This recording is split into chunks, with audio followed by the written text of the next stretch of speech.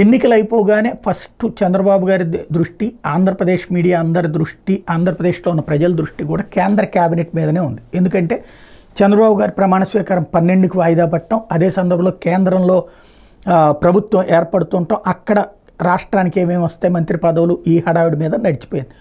ఇక నరేంద్ర మోడీ ప్రమాణ స్వీకారం పూర్తయిపోవడం, ఇక చంద్రబాబు గారు ఆంధ్రలోకి యాక్టివిటీలోకి అడుగుపెట్టడం, ఇక బాబు గారి క్యాబినెట్ మీద అందరి దృష్టి ఉంది.